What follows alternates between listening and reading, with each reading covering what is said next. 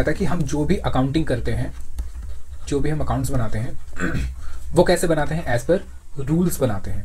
और इन रूल्स को हम टेक्निकल टर्म्स में क्या कहते हैं, अकाउंटिंग स्टैंडर्ड। और जितनी डेफिनेशंस अभी आपने ऊपर पढ़ी वो सब कहाँ लिखी हुई है, वो सब अकाउंटिंग स्टैंडर्ड्स में लिखी हुई है। कि यानी कि किसी भी वैल्यू को कैसे लिखना है, किसी आइटम को कैसे ट्रीट करना है, वो सब कहाँ लिखा हुआ है, अकाउंटिंग स्टैंडर्ड्स में। ठीक है, तो अकाउंटिंग स्टैंडर्ड से बनाता कौन है और अकाउंटिंग स्टैंडर्ड हमें क्यों फॉलो करने होते हैं। देखो नॉर्मली अकाउंटिंग स्टैंडर्ड अगर मैं कहूं तो सेंट्रल गवर्नमेंट बनाती है। कौन बनाती है, सेंट्रल गवर्नमेंट। लेकिन सेंट्रल गवर्नमेंट इसको खुद नहीं बनाती, सेंट्रल गवर्नमेंट इसको खुद नहीं बनाती। सेंट्रल गवर्नमेंट ने अपना ये काम एक बॉडी को दे रखा है। बॉडी मतलब बॉडी मतलब एक ऑर्गेनाइजेशन को दे रखा है जिसका नाम है ICAI, institute of chartered accountants of India, जिसका हेड ऑफिस है दिल्ली ITO पे। ITO मतलब जगह का नाम है। ठीक है तो दिल्ली ITO के अंदर इसका हेड ऑफिस है। तो central government normally accounting standard बनाती है और सेंट्रल गवर्नमेंट खुद नहीं बनाती, वो डायरेक्ट करती है ICAI को। ठीक है कि भाई आपको अकाउंटिंग स्टैंडर्ड बनाना है। अब अकाउंटिंग स्टैंडर्ड क्यों बनाना है, क्योंकि कभी भी कुछ ऐसी सिचुएशंस आती हैं, ठीक है, जहां पे हमें कुछ वैल्यूज को ढंग से रिकॉर्ड करना पड़ता है, यानी मैं कहूँ फाइनेंशियल रिप्रेजेंटेशन करनी पड़ती है, यानी मैं कहूँ फाइनेंशियल प्रेजेंटेशन करनी पड़ती है। फाइनेंशियल क्या प्रेजेंटेशन करनी पड़ती है, यानी कि हमें दिखाना पड़ता है किसी अमाउंट को कि किस तरीके से वो प्रेजेंट हो, ताकि वो किसको दिखाई दे सके ढंग से, ताकि वो यूजर को दिखाई दे सके ढंग से। अब सर ये यूजर फाइनेंशियल प्रेजेंटेशन, ये क्या बातें कर रहे हो, अगर ये चीज़ें जाननी है तो मेरी पुरानी वीडियोस जाकर देखो, वहाँ मैंने डिटेल में ये चीज़ें समझा रखी है। तो अगर आप मेरे रेगुलर व्यूअर हो तो अगर आपने बाकी क्लासेस देखी हुई है तो आपको ये समझ आ जाएगा कि मैं क्या बात कर रहा हूँ।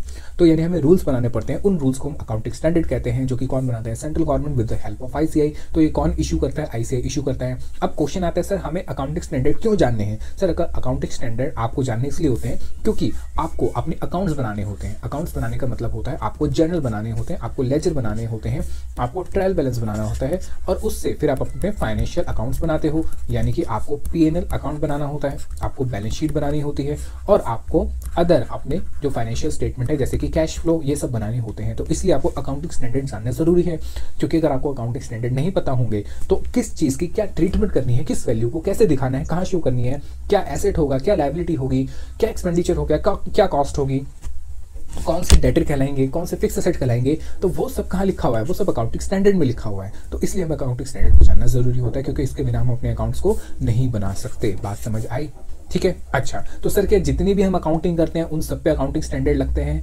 The answer is no.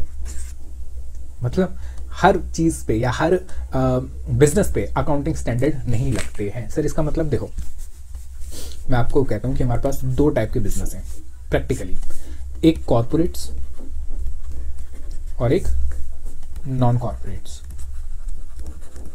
Sir corporates मतलब कि कंपनी की बात कर रहा है। कंपनी सर कौन सी? जो लिमिटेड कंपनी होती है, चाहे वो प्राइवेट लिमिटेड हो या पब्लिक लिमिटेड हो, ये कंपनीज होती हैं। जो कि देखो, कंपनी वो होती है जो कि कंपनी एक्ट 2013 के अंदर रजिस्टर्ड है, जो कंपनी बन चुकी है, प्राइवेट कंपनी हो या पब्लिक कंपनी हो।